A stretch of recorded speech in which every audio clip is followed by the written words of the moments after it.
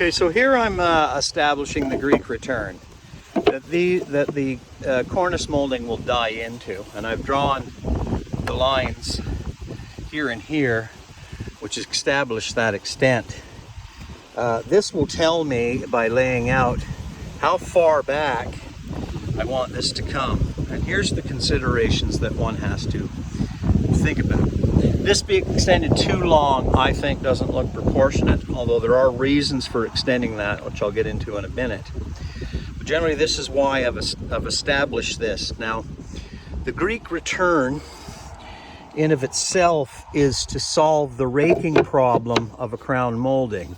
A crown molding, when stuck in the plumb condition this way, and then changes direction and mitered, that would actually produce a different sized molding. So the Greek return allows us to bring the crown around and change the rake without using a different size molding. Now, real pediments have 3 different sizes, and I'll explain them in a later video. But let me explain why I'm developing it the way I have, okay? So here's my plumb line, or my level line for the underbody, which will have crown on it. Now, on top of this, I'm going to have 2-inch stock with a taper of 3/4. Generally, I like these to be a flat slope. Not in modern building, you see these really tall. That is just atrociously ugly in my opinion, and not proper. So what I've done is I've extended the 2-inch piece that'll be, and it intersects here. Now, from that point, I want to run down to a 45 to a 1-inch, which is approximately there, giving the extension of this piece. So all of these things are quite nice. There's a crown molding, and this goes around the corner. Now, what this also does is tell me what my corner board should be. And the reason that I've laid out a larger corner board here is because I've anticipated all of these things. And this is where the corner board turns into the crown molding, and that becomes the pediment cap. And I'll show some details on the other building explaining that a little further. So this is how I lay out the Greek return. Okay, so I've used a biscuit joint there. The standard beach biscuit surrounded with waterproof glue. I don't see an issue of that having to be anything special, although in some applications I've seen guys use plastic ones or rot resistant ones, maybe in windows and stuff. Is probably a good idea, but here I'm fine with that. It's on the underside. Now what we're going to do is add some support to that, and that's what this little unit is. And all this is the negative space behind the crown. Allows me to put in fasteners, and I'll even glue that. Glue doesn't hurt. Doesn't hurt it. Might not help it, but you know what? Doesn't hurt it. So I'll show you that next. Oh.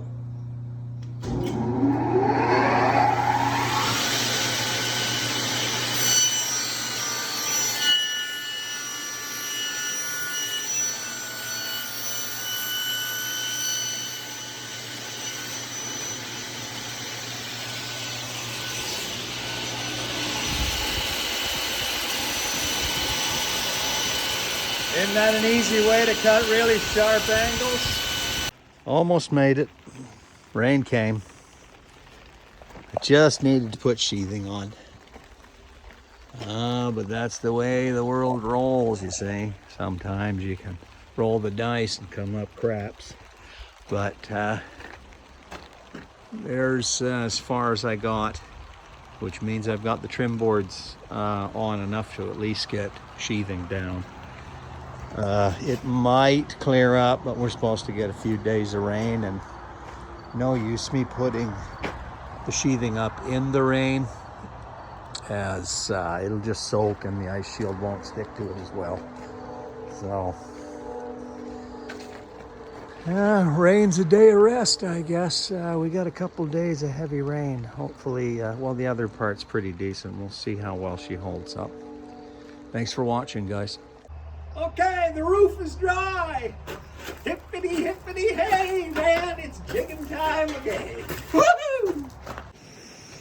Well, it's raining. So nice to be dry. Now, I think what's fabulous here is, you know, these are my windows, and you can see that that is very close, eh? I don't know if I have room for lighting in those. I might put that recessed lighting, but let's take a look from the interior side here, guys. So we've got all windows there. These are swinging windows that we'll be able to transfer ourselves through onto this. You see the cantilevered beams coming out for a little patio. So you'll be sort of viewing from this location. And that's generally the height. We've got lots of height here. There's still a bunch of crane assembly work that's got to go up in here because there's going to be a chain fall to the staircase and a running trolley, which is all made out of wood. And so it should be just fabulous. Super excited. And of course, I've already started to put the timber down below for the landing. And so I can now finish that wall section and put the wall that's underneath this, which all this elaborate work is to support. And that was basically because this is a floating foundation, the whole thing. And where I'm sitting on the ground is unheated, and Nick's shop is unheated, so it's going to move. And I didn't want 3 points here competing with each other, so that's not a load-bearing wall. You know, it will take a load, but it won't be required to keep the floor deck level. This is the main one, right, that carries this stair opening. And of course, the floor deck is 12 inches on center, full 2x10s. Still have hangers to do. This wall's bloom frame, and that's because this whole thing is glass. So there's nothing here. So in my opinion, that needed to be framed like that, with those beams going right through, in fact, piercing the outside to lock this building from shifting anyway this way. Of course, these all run through as well as the ledger for the floor. So there's a lot of rock because we got an open door, open window. There is nothing this way. Solid windows across the back, and this thing is solid, let me tell you. These, of course, ran down to this plate, and they're locked through. So my hand planed beams appear to have managed the weather very good. No marks on them at all. They look fantastic. And this entire up area here will be all pine, hand planed surfaces. So thanks for watching. I'm super excited. It's always a celebration to sit inside of a room that is dry. One of the basics of architecture. Isn't that nice? Love it. Thank you.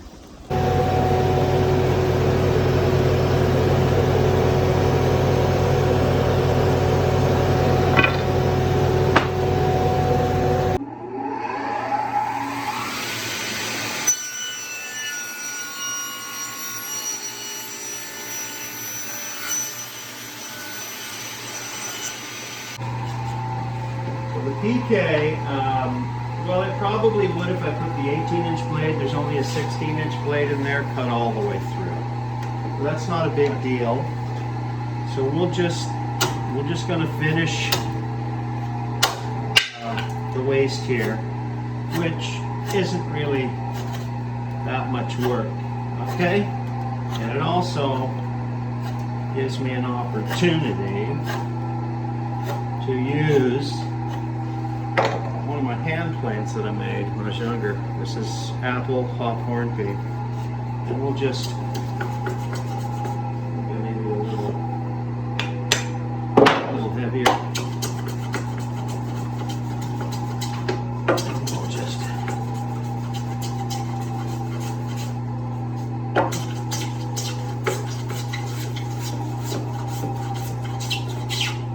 there we go. Okay, so that cut now goes fitting into here, and that creates the slope for the Great Return. Now, I'm not going to put tin on here, but copper is commonly used. You can always add it later, and the crown will die into here. I have no issues with water running off of wood. I've used quarter sawn. Now this seam here will be covered and wrapped around with a bead, and it'll terminate out into the roof, to the slope, and be covered by the overlapping shingle. And so I've marked the extent.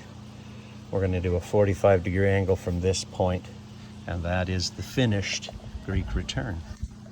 A pretty gloomy day today. I really didn't get much done, you know. And the winds are coming, right? The fall winds are coming. So I didn't really get much just in between. I'm loving that everything's dry. I did get the base in for the landing of the staircase, and we can now finish the walls in this location. So we're going to have a wall, obviously, to here. The staircase will block that, and we'll leave a little end open for a door. But I've notched onto the a little bit onto the ledger, and I have used JRK, and that green is a well, I don't believe you can get this stuff anymore. This was below grade end treatment. It's called great wood, and it was, but it's a little more poison than poison. I'm sure a lot of people are in the cancer ward because of it, but the stuff's brilliant. It's for below grade foundations, and so I've treated that. The bottom of that plate is treated with creosote as well as that one, and once it's drier, I'll green treat the exterior sides of that white cedar, which by itself would last within the ground in a fence post 20-30 years, so she'll be fine in this building. Anyway, thanks for watching. It's supposed to be a decent weather tomorrow. See that little fat line? See that little fat line? Okay, that little fat line there. Yeah, see that? See that little fat line there by the 30? See, that's for cutting spring angles of 45 degrees. Makes, well, that's laying crown flat, but I'm putting 45 slope onto that. That's how you cut that. You don't have to think at all. Walt did it for you. Isn't that what most tools do? Make you dumb.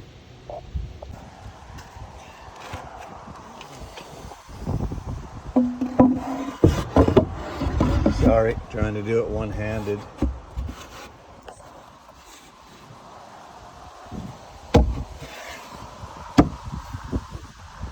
That's not bad, eh? What do you think? Looks pretty good. I'll fit the other side. So that's what those marks are for. Bet you didn't know that. Okay, so I'll fit the other side. Most of the components are cut, but you can see that that's going to create the, well, the watershed, right? That's 45. No shingle on this. That's like a just regular wood. So we'll prime. I'll prime the ends. I'll fill this in. It's kind of cheating. I didn't want to do it in one piece. I figured, you know what, that'll be all right. And it's all protected, stained and everything. So that's it. Of course, this cut's a little odd because it's the, you know, where the tower cuts through, but it should be fine. The crown molding should terminate into this pretty easily. and there's a frame just right there to start my grill. So now I know what the extent of my grills are going to be. And so, and also, you know, where I want to place the iron bolt, right? You don't know these things till everything is plumbed, excuse me. But anyway, that's almost done. I'll show you what I got over here. They're almost done. Okay, so I've got the sheathing on all of the walls, right? Including the little access door to get in to the storage under the stairs. That'll be just a sliding door so that we can have storage and move that out of the way without taking up much space. I'm packing in a bit of insulation where I need to before it gets closed in. This rim is done in a way that I can access wire up inside, and so the insulation has been packed under those walls and those walls. And I've treated this area, which I'm gonna ice shield with a little slope here. This is to keep water away from the building when I do my deck. It's a ledgerless drainage system. That's kind of interesting. I'll show that to you. It allows me to just not maintain the deck at all by virtue of wrapping ice shield up to here, then adding my sheathing, and then ice shielding the sheathing. So even if the sheathing goes, it's, you know, it's pretty hard to get in there. Although I'll probably maintain it, but I like systems that require no maintenance. So I still got to do a bit more work on my gutter, but that requires the crown moldings to be manufactured. And so that'll probably be the next after I get that front roof on. Thanks for watching. Okay, so here's the low pitch Greek return. You saw me do that in a previous episode, cutting the angle block. So that's completely primed. That's going to slide into here. Okay. And then there you go. You've got your slope out here. Your crown molding will terminate into this, so water runs away. Got our little 45. The extent of the crown molding is about right there, so this little tail isn't large. This seam will get a bead molding, which will terminate out at the edge, and the overlapping shingle will cover it. And then this is wrapped with crown all the way across the top of the window headers. So that's pretty much the knife edge roof details to this point. I'm trying to get these done as quick as I can.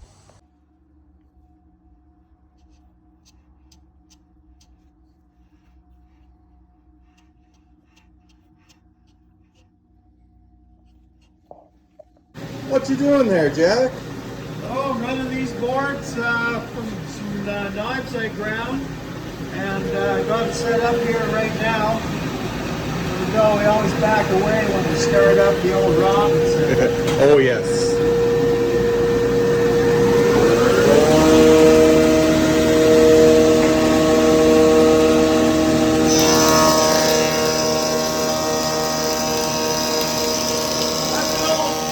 That's an old Whitehill cover block. This is the bead molding that I'm using where the two boards meet on the Greek return. That's the finish.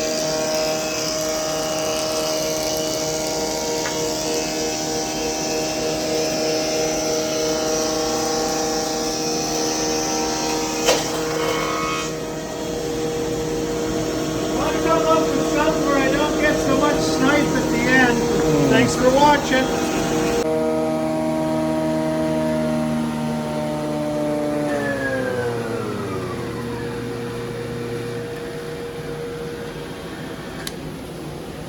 Okay, so that's the molding that's going to, you know, marry those two seams on the Greek return and wrap around the corner. I think this is better than what initially, which I was just going to run this, which I think that molding's too big, and of course it's going to carry water. This one, you know, I think is going to be better for water. It's a smaller, you know, it's a smaller detail, right? It is also sized to make a nice little detail at the bottom. That'll cover my end grain, and you know, and I think give a nice shadow. Now we might use that as a base cap inside the building. It's beautiful stuff, nothing wrong with that. You know, I'll leave those knives in the head, and that head's ready to run anytime I want. So thanks for watching.